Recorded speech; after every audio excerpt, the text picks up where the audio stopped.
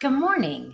I haven't done any lives lately from the beach. I keep forgetting my phone. But I was thinking about today as I found this cute little red Christmas cape. What do you call the holiday season? Do you say happy holidays? Do you say happy Hanukkah? Do you say Merry Christmas? Do you even say enjoy the new year? Do you say how are you closing out? I was just curious, like Feliz Navidad. Um, I love to say Merry Christmas, and I never want to offend anybody about anything, but it is Christmas for me, and I love Christmas. I love the magic of it. I love the meaning of it. I love when people are generous and joyful more so than the rest of the year. And then I started thinking about, like, how do you like to spend Christmas? Like, is it cuddled at home with a blanket and a book? Is it surrounded by family and food and fun? Is it quiet? Is it loud? I love the song Silent Night. I love the candlelight services with Silent Night singing as you leave. I think it's so beautiful. So I wanted to ask people, is it offensive if someone says Happy Hanukkah to you if you're not Jewish, or Merry Christian Christmas if you're not Christian, or Feliz Navidad if you're not Spanish? Or can we just take it as a kind gesture of what they celebrate and celebrate them being their authentic selves and celebrating how they do? For me, growing up, Christmas Eve there was 8 of us in the home, usually my mom and 7 kids, and we would often try to exchange something, whether was with our babysitting money or newspaper money or a little job here or there money. I started working in fast food at 13.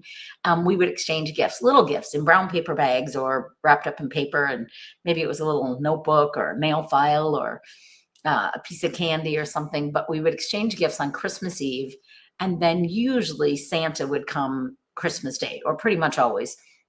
And years later, I found out that Santa was so many different magical, amazing people from churches, people from neighbors, people from all sorts of organizations that would surround my family and I and donate something. So we had something for Christmas morning, which was beautiful.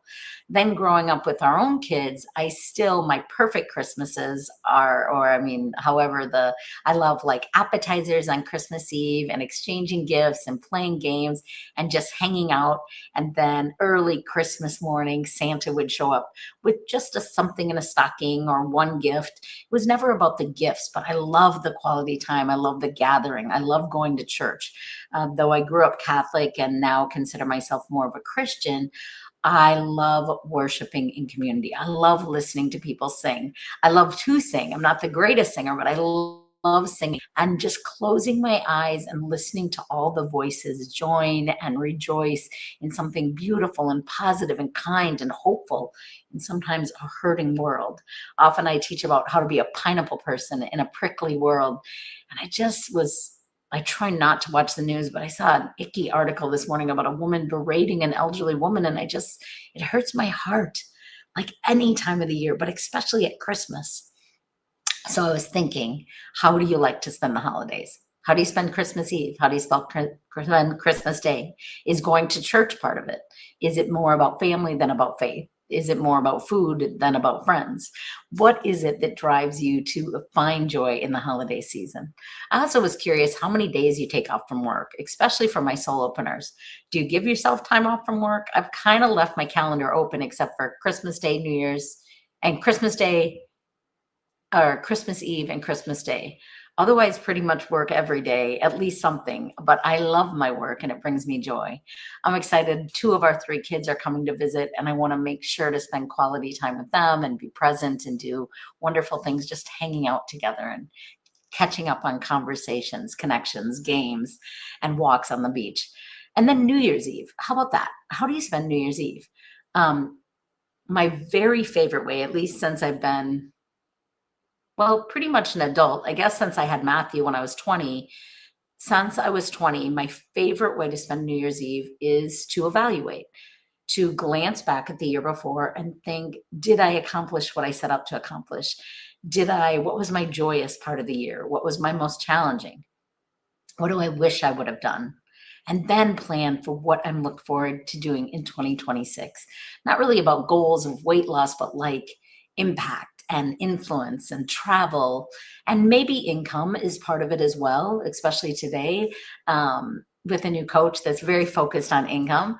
But more than anything, I always say, don't look back, just glance back at all that you've overcome, all that you've been through, all that you've accomplished, and then look forward to what is possible, to what better thing can happen in 2026. 2025 has been filled with wonder and achievement and successes and impact and income and so many things. And it's also been very hit by challenges again, many, many challenges for my family and for friends. And so I never want to stay stuck in the sadness of the hard things in life. So we glance back at what we've been through, what we've overcome, and what we've become so that we can look forward and become even more impactful in a positive way in the world. So this holiday season, this Christmas, this Hanukkah, this Kwanzaa, this days off from work, whatever it is for you, I hope that you'll take time to reflect. I hope you'll take time to be present and to enjoy the gift of presence with those people you love. And I hope you have someone to love and someone that loves you, whether it's family or friends, or intentionally inviting someone to your home or to your gathering or to church with you that might not have someone to gather with. I plan to continue to work, but I found this today and I wanted to come on and say, I wish you a very Merry Christmas, a season full of peace and hope, because there is hope in the world. Even in the darkness and the challenges, there is always, always hope. And without hope, we live in darkness. And so I like to remind you to anticipate the good, not the bad, to look forward to what is possible, not back at what has hurt you, to be proud of yourself and how far you've come, no matter what you've walked through in success or struggle. We sometimes feel like we're walking alone. I hope this holiday season you are blessed and you also are a blessing to someone else. God bless and Merry Christmas.